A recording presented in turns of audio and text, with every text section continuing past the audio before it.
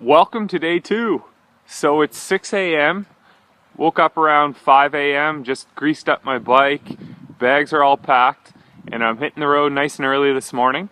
This is the place I stayed last night.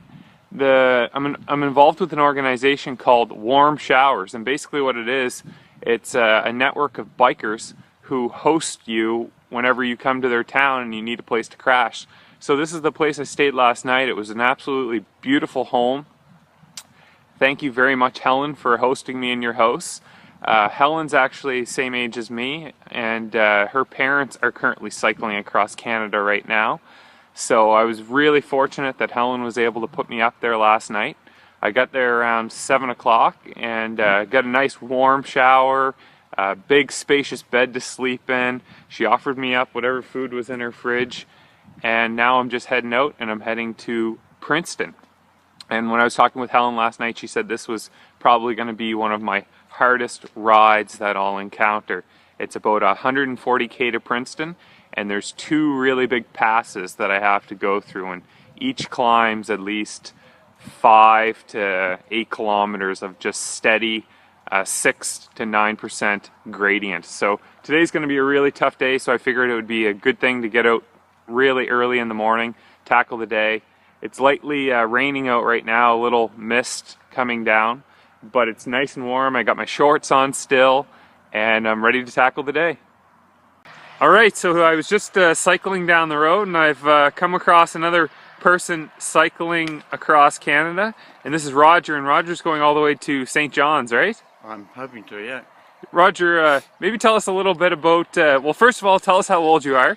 Well, I'm 70. Well, I'm 70 in a couple of months. So.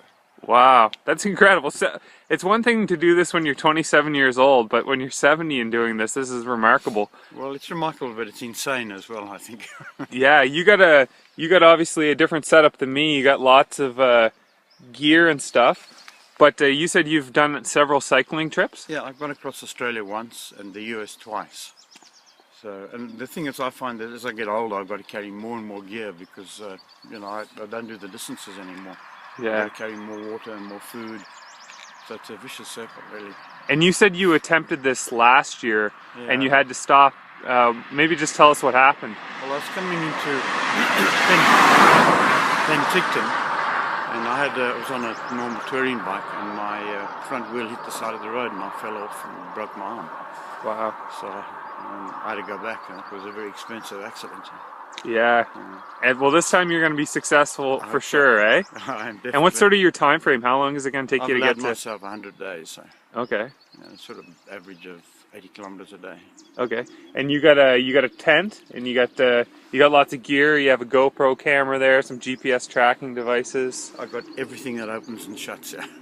Do you got food on there too? I got food, yeah, a little bit of dry food and mostly energy bars and things. So. You don't have any bananas, apples, or oranges, do you? Not one, because I know you'd eat a lot. I would eat them all. It's true. So Roger and I are just exchanging details now, and hopefully we can meet up later on tonight. That'd be great. Yeah. And maybe share an accommodation, or maybe I can try to help find you an accommodation. Terrific. Maybe a warm shower? Warm shower. You probably didn't get a warm shower last night, did you? No, I did actually. I stayed at the Sunshine Valley Resort there. Okay. Very nice. Yeah. Nice. Yeah. Well, it's nice talking to you, Roger. Yeah, very good, and thanks for stopping. Good luck on your trip. Thanks very much, you too. Successfully made it to Princton. 1:30 in the afternoon.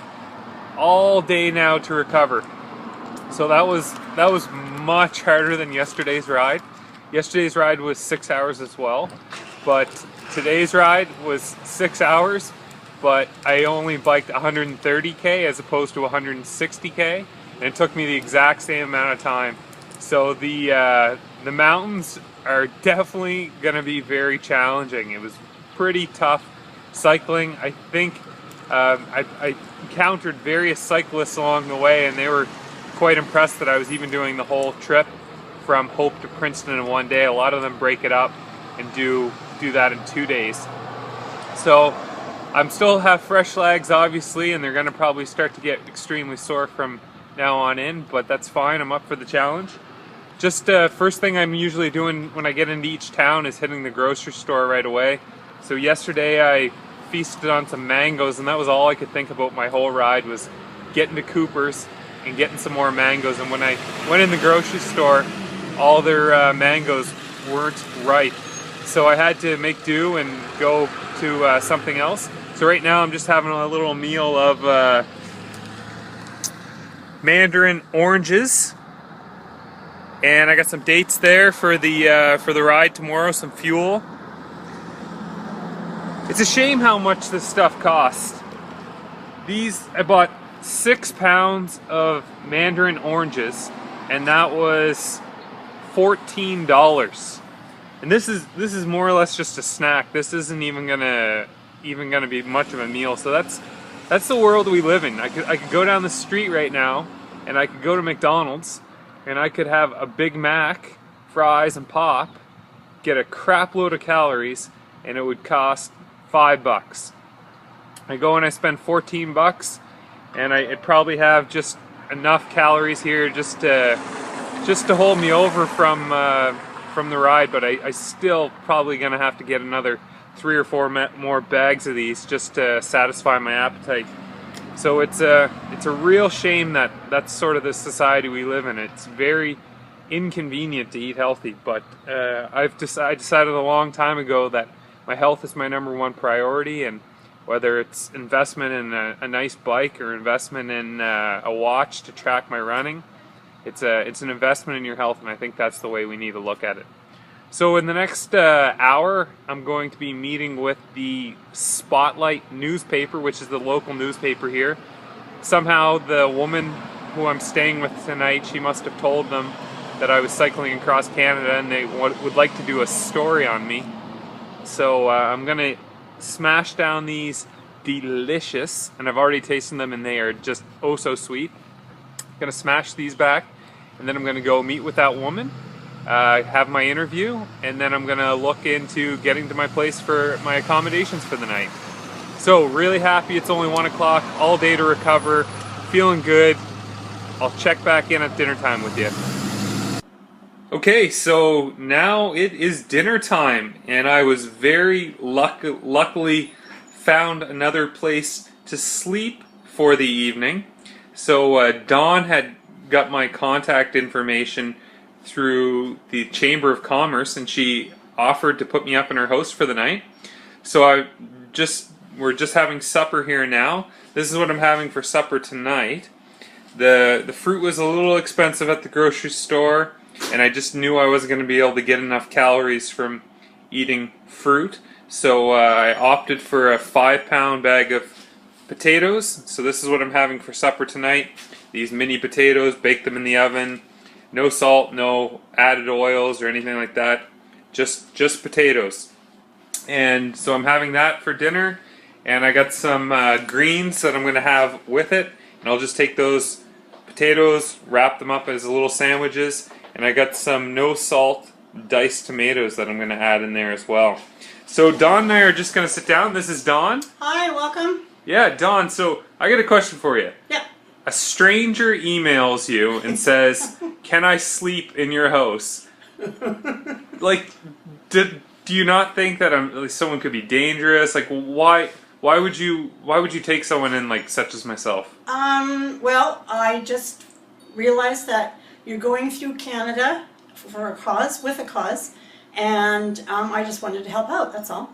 It's a small town thing to do. I literally, when I arrived into town here, Dawn, I show up at her house, walk in her house, she gives me a towel, tells me I can use her shower. You didn't need a shower, honestly. And then she says, whatever I want I can have, and it's just really nice seeing hospitality like that. And I said this earlier, we hear so many stories of people on the news and bad people in this world, but I think there's millions and billions of people such as yourself that are kind and caring, and it's really nice. So I really appreciate you hosting me. It's nice to meet you. It's wonderful. Yeah, we were just sitting out in the backyard, and Dawn was sharing with me some of her travel adventures, and she's done quite a bit of Canada herself. So it's going to be a really great evening, and I look forward to hearing more about Should be fun, yeah. your story, Dawn. Yeah. Thanks. Canada. Good.